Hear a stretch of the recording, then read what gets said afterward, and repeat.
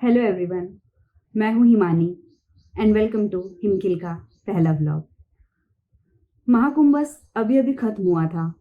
तारीख थी 27 फरवरी 2025। प्रयागराज धीरे धीरे अपनी शांति में लौट रहा था। इसी समय मैंने अपने दो बेस्ट फ्रेंड्स के साथ अपने होम टाउन को एक नई नज़र से देखने का फैसला किया। तो चलते हैं संगम की ओर, फिर अरैल घाट और उस खास जगह पर जो अब मेरी फेवरेट बन चुकी है, शिवालय पार्क। तो हम आ गए हैं शिवालय पार्क में। ये जगह भगवान शिव को समर्पित है और सच में बहुत ही खास है। शिवालय पार्क एक ऐसी जगह है जहाँ वहनीयता और आध्यात्मिकता एक साथ आते हैं, जैसे प्रयागराज में त्रिवेणी संगम। यहाँ की टिकट रेट्स जैसा कि आप देख सकते हैं, 3 साल तक के बच्चों के लिए तो कम्प्लीटली फ्री है। मंडे टू फ्राइडे 3 से 12 साल के बच्चों और 60 साल के ऊपर के लोगों के लिए 30 रुपए और 12 से 60 साल के लोगों के लिए 50 रुपए। पूरी दुनिया में भगवान शिव के हजारों मंदिर हैं, लेकिन भारत में जो मंदिर है वो सबसे प्राचीन और प्रसिद्ध माने जाते हैं। इस पार्क को भारत के नक्शे के शेप में बनाया गया है। केदारनाथ का ऊंचे पहाड़ों में स्थित मंदिर हो, महाराष्ट्र का एक ही पत्थर से बना हुआ कैलाश मंदिर हो, ओडिशा का भव्य लिंगराज मंदिर या तमिलनाडु का सुंदर शोर मंदिर, ये सब मंदिर ना सिर्फ पूजा के स्थान हैं, बल्कि ये हमारे आध्यात्मिक विश्वास, पुरानी कला और वास्तुकला की प्रतिभा को भी दिखाते हैं।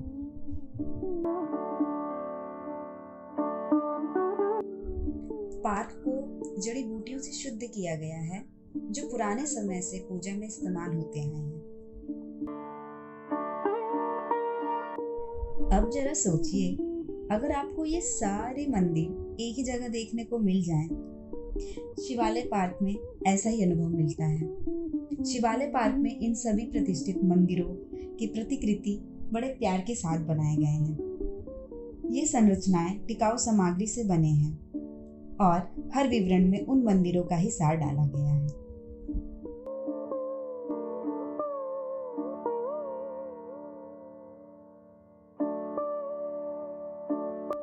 अगर आप इंटरनेशनल विजिटर हैं या पहली बार भारत की धार्मिक यात्रा को समझना चाहते हैं, तो ये पार्क आपके लिए एक 360 डिग्री परिचय है। यहाँ आप प्राचीन भारतीय परंपराएं, मंदिरों की कहानियाँ और स्थानीय खाना सब एक ही जगह अनुभव कर सकते हैं। शिवालय पार्क एक उत्तम मिश्रण है परंपरा और तकनीक का। शिवालय पार्क को प्रयागराज म्युनिसिपल कॉरपोरेशन और जेडटेक इंडिया लिमिटेड ने मिलकर बनाया है। महाकुंभ 2025 को ध्यान में रखते हुए इसे बनाया गया है और ये उत्तर प्रदेश में इको टूरिज्म को बढ़ाने के लिए एक बहुत ही खूबसूरत कोशिश है।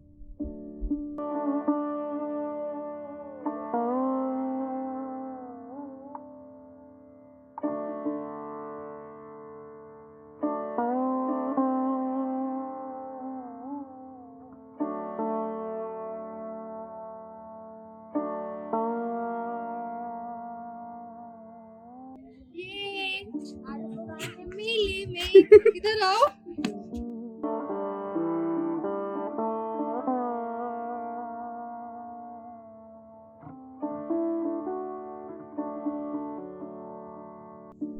यहाँ हमें एक प्यारी सी छोटी सी बच्ची भी मिली, जिसके साथ हमने कुछ देर खेला भी।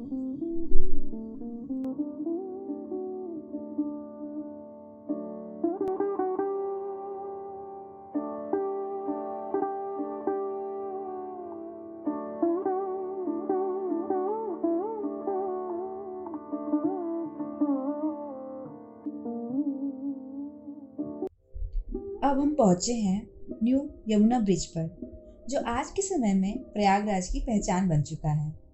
इसे नैनी ब्रिज भी कहा जाता है और ये भारत के सबसे लंबे केबल स्टेड ब्रिजेस में से एक है।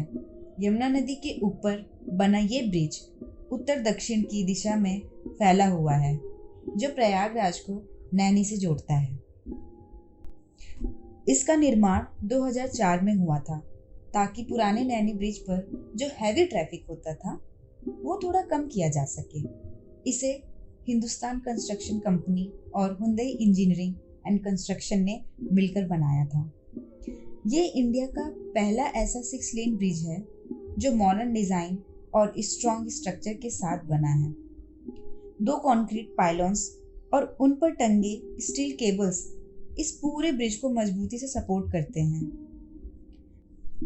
तो जब भी आप न्यू यमुना ब्रिज से गुजरते हैं तो सिर्फ एक रास्ते से नहीं बल्कि एक नए प्रयागराज के डेवलपमेंट से होकर निकलते हैं।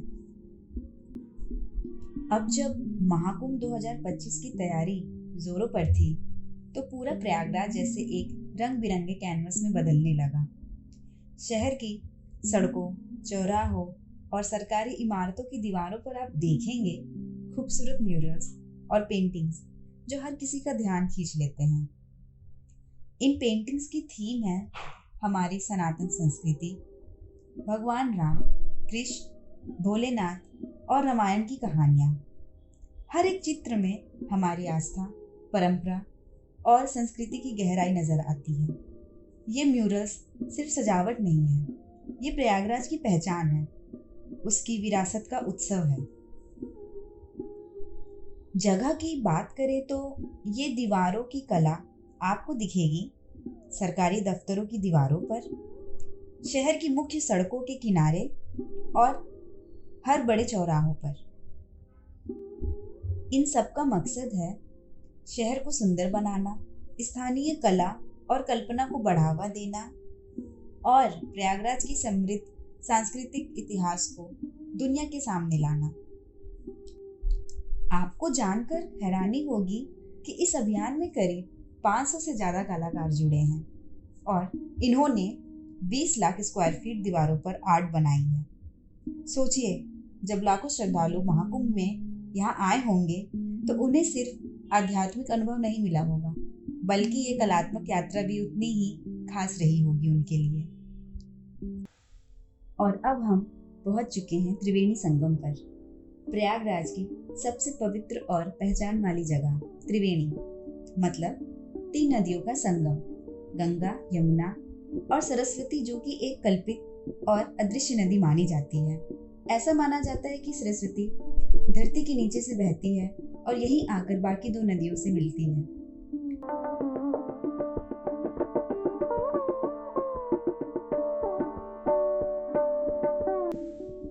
यह जगह केवल एक संगम नहीं है, धार्मिक तौर पर यह हिंदू धर्म में बेहद खास मानी जाती है। यहाँ स्नान करना, पूजा करना या कोई भी धार्मिक क्रिया करना आत्मिक शुद्धि और मोक्ष की ओर एक कदम माना जाता है। त्रिवेणी संगम वही जगह है जहाँ कुंभ मेला का आयोजन होता है।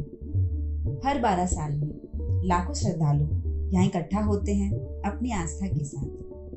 इस बार का महाकुंभ 2025 भी इसी पावन स्थल पर हुआ था और अब जब भीड़ कम हो चुकी है तो हम लोकल्स के लिए यह एक रेयर मौका है इस जगह को शांति से अनुभव करने का।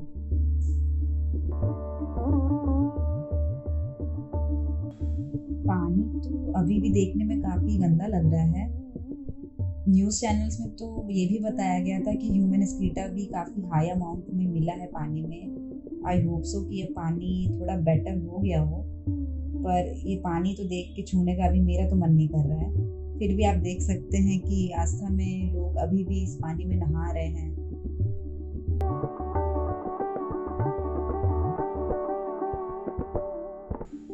संगम के पास हमें एक भंडारा मिल गया और क्या ही कहना, मैंने तो डिनर भी नहीं किया था इसलिए काफी भूख भी लगी है। और यहाँ हमें मिल गया गर्मा गर्म काले चने और चावल, सिंपल एंड बहुत टेस्टी। ये भंडारा द अक्षय पात्र फाउंडेशन का है जिसे 2000 में श्री मधु पंडित दास ने स्टार्ट किया था। आज भी वो इसकी चेयरमैन है और इसके सीईओ हैं श्रीधर वेंकट। यह एक चैरिटेबल और सेक्युलर ट्रस्ट है जो बेंगलुरु में रजिस्टर्ड है। इस फाउंडेशन का गोल ही है लोगों तक न्यूट्रिशियस खाना पहुंचाना बिना किसी भेदभाव के। मेले में आने से पहले मैं झूलों के लिए काफ़ी एक्साइटेड थी, पर अब जब मैं यहाँ पहुँच गई हूँ तो मैंने देखा कि यहाँ पे दाम तो काफ़ी ज़्यादा है झूलों का।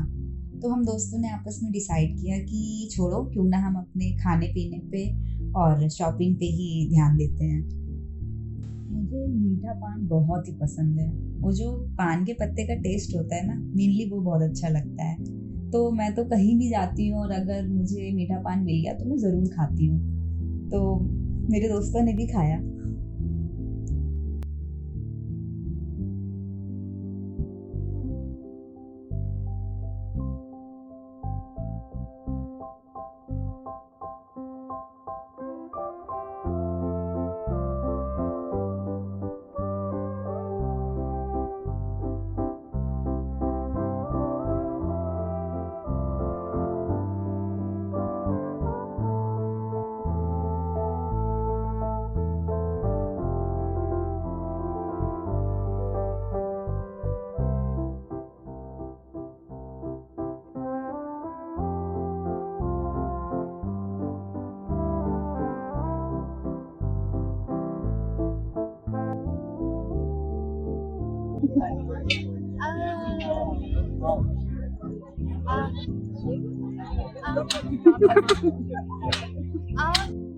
अगर आपको ये वीडियो पसंद आया तो लाइक और सब्सक्राइब ज़रूर करें ऐसे ही और ट्रैवल स्टोरीज के लिए। मिलेंगे अगले व्लॉग में नए सफ़र के एक नए किस्से के साथ। तब तक के लिए सेफ ट्रैवल करिए। दिस इज़ हिमकिल, India beyond the guide book.